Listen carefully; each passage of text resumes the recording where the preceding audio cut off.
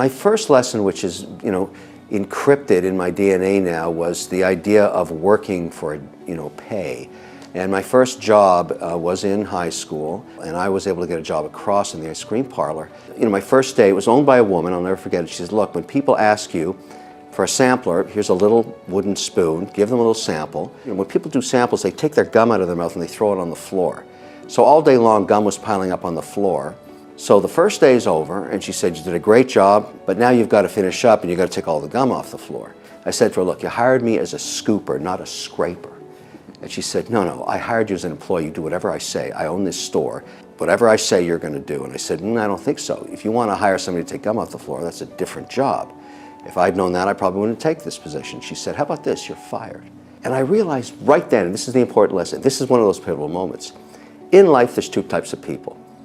There's the people that own the store, and there's the people that scrape the shit off the floor. And you have to decide, which one are you? I'm not saying it's bad to be an employee, but she taught me such an important lesson. The humiliation of not controlling your own destiny is evident in that story, because that's the way I read it. I thought, this is horrible. Whatever she says I have to do, I'm not going to live my life that way. I never worked another day in my life for somebody, ever again.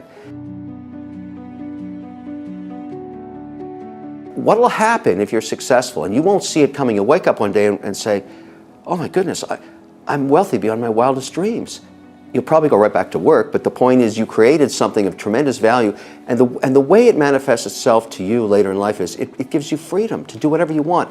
My number one message to entrepreneurs, and I teach today, is never pursue entrepreneurship for the greed of money. It has nothing to do with it at all. The whole reason to be an entrepreneur is the pursuit of freedom. That's why you do it. You do it because you want to be free one day to do whatever you like. I'm here because I want to be here. I don't have to be here. I don't even have to ever listen to a phone call again if I don't want to.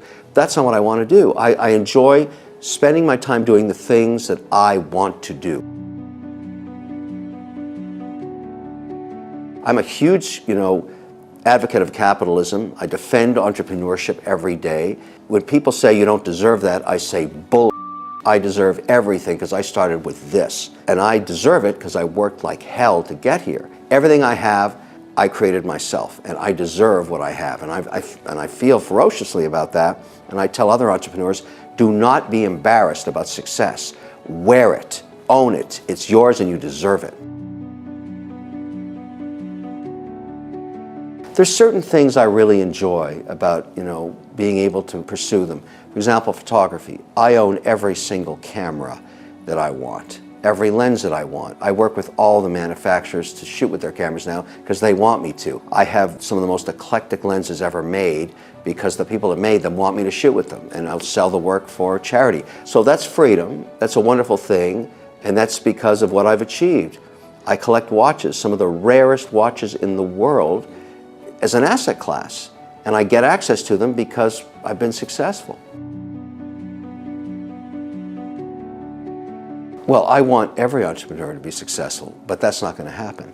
The truth is 8 out of 10 businesses fail in America within 3 years for one singular reason. They're never able to get their customer acquisition costs below the lifetime value. Fancy way of saying they blow their brains out advertising because they can't get traction. They can't get viral. They can't get people to their site or their business in an economic way. And I'd rather deal with that, and I want them to be successful, but the market's a very competitive place. The barriers to entry in today's world economy are practically zero. And so you need a great idea, you need a certain type of motivation, you need a team most often that helps each other and augments the weaknesses or helps mitigate them. And I look at it that way, and I've got 39 portfolio companies, and any one day that phone's going to ring, and it will today sometime, with some euphoric outcome, something amazing happened to one of my companies, and some disaster is happening to another one. That happens every single day. That is the ebb and flow of life as an entrepreneur, and I'm used to it. But if you're just starting off, it's very hard to stomach.